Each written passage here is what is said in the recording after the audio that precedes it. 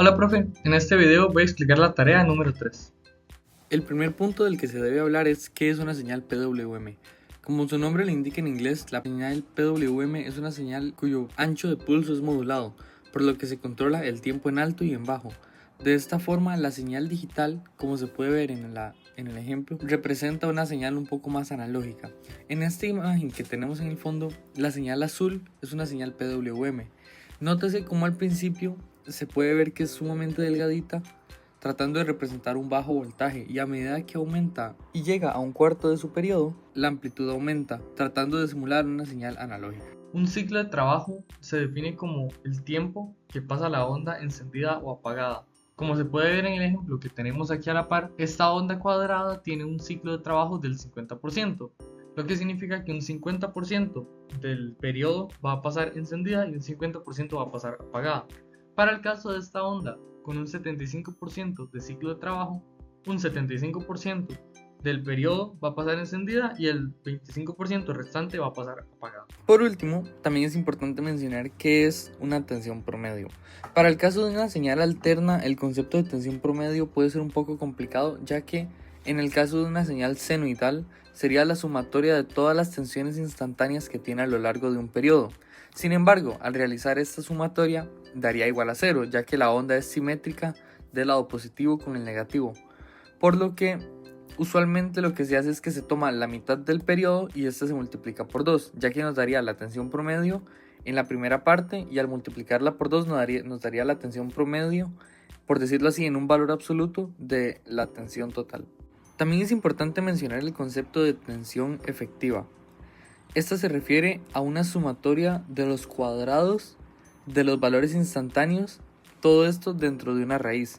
Así, de esta forma evitamos el problema que teníamos en la primera parte durante la tensión promedio, que realizándolo a lo largo del periodo esta llegue a dar 0, ya que al elevar al cuadrado los valores solamente podemos tener valores positivos, y se utiliza la raíz para obtener el valor real, no un valor elevado al cuadrado. Como se menciona en el enunciado del ejercicio, para el control del motor se va a utilizar un transistor MOSFET canal N tipo IRF520N.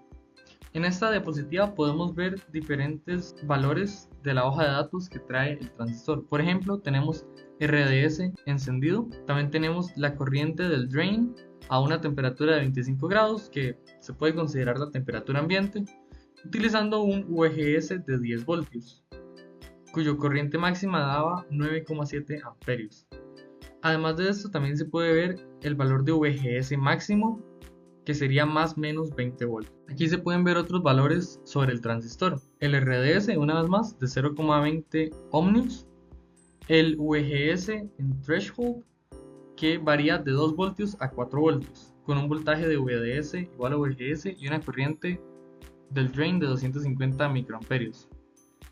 Este valor tiene mucha relevancia, ya que nos indica cuánto es el valor mínimo que vamos a ocupar de tensión en el gate para poder activar el transistor.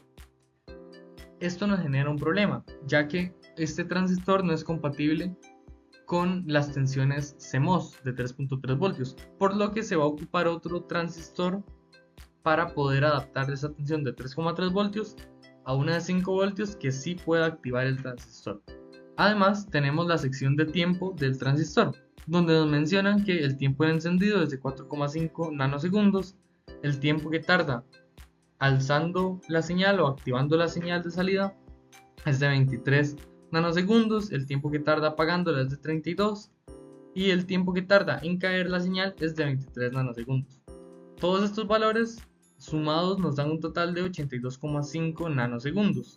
Esto lo que nos va a definir es la frecuencia máxima a la que puede trabajar este transistor, que para este caso sería 12,12 MHz. Además, con los valores obtenidos de la hoja de datos de VGS, utilizando 4 voltios como el voltaje umbral máximo, un ID ON de 9,7 amperios y un VGS ON de 10 voltios, podemos calcular el valor de la K o la transconductancia, que para este transistor y estas hojas de datos da 0,27 amperios entre voltios cuadrados. Para resolver el problema que teníamos entre un voltaje de threshold de mínimo 4 voltios y una señal CMOS de 3.3 voltios PWM, vamos a utilizar un transistor BJT en medio. Este transistor BJT se escogió más que nada porque su voltaje base emisor que ser de aproximadamente 0,7 voltios, lo que es menor a los 3,3 voltios de las tensiones CMOS. Además que es un transistor que es muy conocido, ya se ha utilizado y además es fácil de conseguir. Este se va a estar utilizando en la configuración de interruptor, por lo que se busca que el voltaje colector emisor sea lo más bajo posible cuando este esté en operación. Como se puede ver, aquí al lado izquierdo tenemos el análisis para este circuito en el ciclo positivo y negativo. Para el ciclo positivo, en la malla de entrada vamos a tener 3,3 voltios de la señal PWM, que va a ser igual a la tensión de la resistencia a la base más VBE. Utilizando esta ecuación se puede despejar el valor de la corriente de base. Cabe recalcar que se va a utilizar un valor de beta de 190, ya que es un valor que está dentro del rango que da el fabricante para los valores de la ganancia. Para la malla de salida se iguala los 5 voltios que se van a utilizar para controlar el MOSFET a la tensión de esta resistencia de 10 kΩ y la tensión VCE. Como se mencionó anteriormente, este se está utilizando en configuración de interruptor, por lo que buscamos que este VCE sea lo más pequeño. Despejando esta malla y utilizando el valor de beta sacado de la hoja de datos y la corriente de base calculada anteriormente, se calcula que VCE da aproximadamente 0,06 voltios.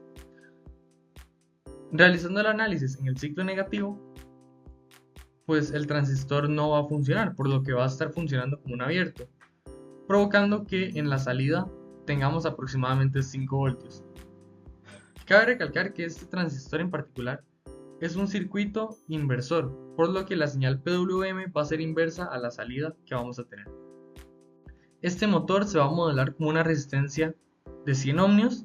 El transistor va a estar en configuración ómnica o lineal, por lo que se va a utilizar esta ecuación de acá para buscar que se utilice como un interruptor y la RDS sea la más pequeña posible.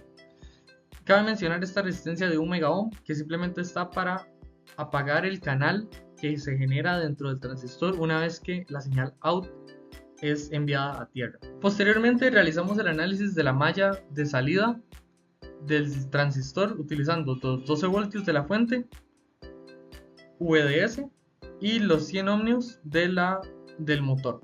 Utilizando esta ecuación número 1 de la corriente, acá adentro podemos despejar el valor de VDS. Esta, al ser una ecuación cuadrática, nos va a dar dos valores de VDS. Sin embargo, el valor que está correcto es este de acá, y por lo tanto la corriente que va a ser correcta va a ser esta de acá. Ahora en la simulación tenemos el circuito realizado en el programa Proteus. Se tiene un osciloscopio con las señales de entrada y salida.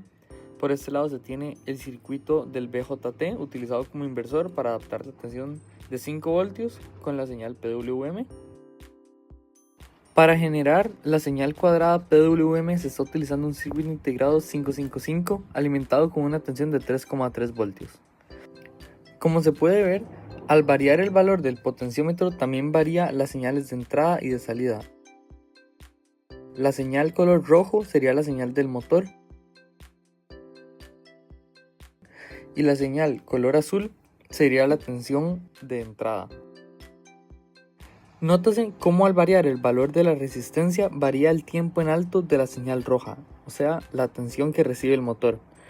Este también modifica la velocidad y tensión promedio que este recibe. Como se puede ver en el multímetro, en este momento tiene aproximadamente unos 9 voltios. Al reducir el valor de la resistencia, se puede llegar a un ciclo de casi un 50%. Nótese también cómo se va reduciendo la velocidad a medida que se cambia el valor de la resistencia.